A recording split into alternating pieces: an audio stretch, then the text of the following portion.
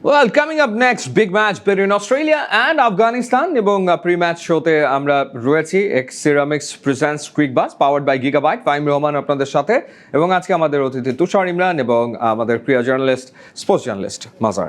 আমরা যে আলোচনাতে ছিলাম, আমরা বাংলাদেশ প্রসঙ্গে আসলে কথা তো বলছিলাম এবং সেই কথা আমাদের আসলে চলমান থাকবে। বিভিন্ন সময় আমরা বাংলাদেশ প্রসঙ্গেই আলোচনা করব।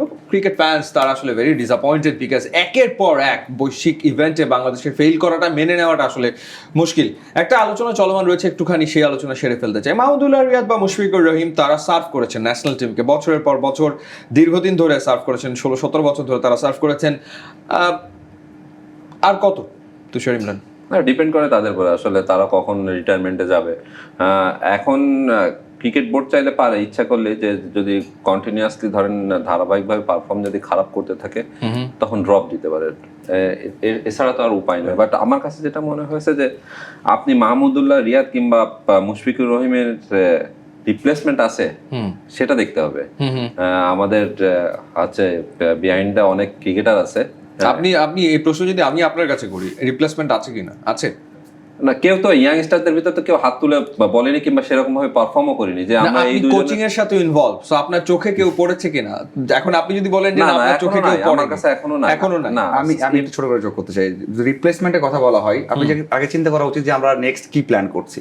আমাদের নেক্সট ওডিআই টুর্নামেন্ট আছে ওয়ার্ল্ড কাপ 27-এ, মানে মাঝখানে আমরা 2টা বছর পাচ্ছি। সেই সময় ওয়ানডে জন্য, কিন্তু সামনের বছর T20 world cup, T20 world কাপে তো দুজন নেই, দুজন তো অবসর নিয়েছেন। তো সেই দিক থেকে 27 চিন্তা করলে একজন বয়স হয় 42 আর একজন হয়তো বা 40-এর কাছে চলে যাবেন। তাদের যদি আমরা এইভাবে ক্যারি করি, আমার মনে হয় এখন যে অবস্থা তাতে হয়তো অবস্থা আরো খারাপ হতে পারে। তো আমার মনে হয় এখন সিদ্ধান্ত নেওয়া উচিত। একটা বিষয় কিন্তু এটা মাথায় রাখতে হবে, গত বছর ওয়ানডে ক্রিকেটে বাংলাদেশের পক্ষে সবচেয়ে বেশি রান করা ব্যাটসম্যান মাহমুদুল্লাহ রিয়াদ।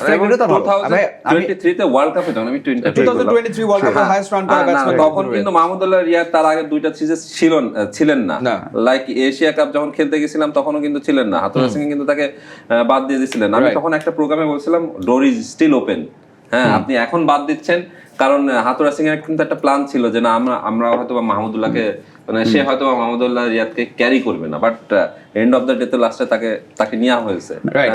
না, কিন্তু আপনি যেটা বলছেন, বিকজ সুযোগ কিন্তু দিয়েছিল অন্য ক্রিকেটারদেরকে, সেই ক্রিকেটাররা কিন্তু সাকসেস হতে পারেনি, তার পরিপ্রেক্ষিতে কিন্তু মাহমুদুল্লাহ রিয়াদকে নেওয়া হয়েছে। আচ্ছা, তখন সাকসেস হতে পারেনি, এখনো কি তারা সাকসেস হবে? যেরকম আমি আপনাকে একদম নাম ধরে বলতে পারি, ধরেন হচ্ছে ওই জায়গাটা থেকে শামীম পাটোয়ারি বিপিএল পারফরমেন্স আমরা দেখলাম, টি20 পারফরমেন্স আমরা দেখলাম। এখন শামীম পাটোয়ারিকে কি আরো একবার বিবেচনায় আনার মতো? ইয়াসির রাব্বি ওই জায়গাটাতে, ইয়াসির রাব্বিকে কি মনে হচ্ছে বা সুযোগের দেওয়ার ব্যাপারটা? মাইদুল অঙ্কনের নামটাও আসতে পারে উইকেট কিপার ব্যাটার হিসেবে। So is this the time যে এই সময়টাতে এই প্লেয়ারগুলোকে আসলে সামনে আনা উচিত কিনা?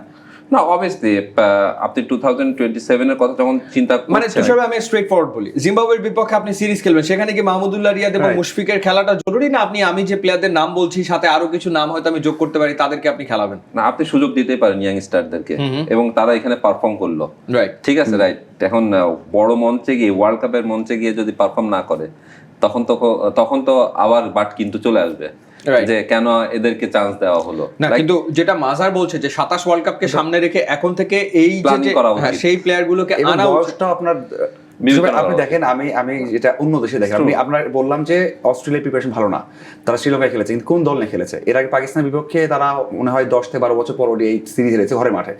কোন দল নিয়ে খেলেছে? তাদের কিন্তু একটা সেট আপ আছেই, কিন্তু যারা ইয়াং স্টার তাদের কিন্তু পর্যাপ্ত সুযোগ দিচ্ছে। আমরা কি করি? আপনি বিপিএল দিয়ে শুরু করেছেন ফাহিম ভাই, যখন আইপিএল দিয়ে শুরু করেছেন, যে আইপিএল থেকে নিয়ে এসে আমরা আয়ারল্যান্ড সিরিজ খেলাচ্ছি, আমরা খেলাচ্ছি হচ্ছে জিম্বাবুয়ে। তো ওখানে আমরা কেন নয় মুগ্ধকে, ওখানে কেন নয় আমরা নাহিদ রানা যখন ইয়াংস্টার ছিলেন, অথবা কেন সেখানে শামীম নয়, কেন সোহান নয়, লিটন অফ ফরম্যাট লিটন নয়? আমার কথা হচ্ছে যে এই সিরিজগুলো তো আমরা তাদের তৈরি করতে পারি, ইন্টারন্যাশনাল ম্যাচ তো সেম একটা এক্সপেরিয়েন্স হতে পারে।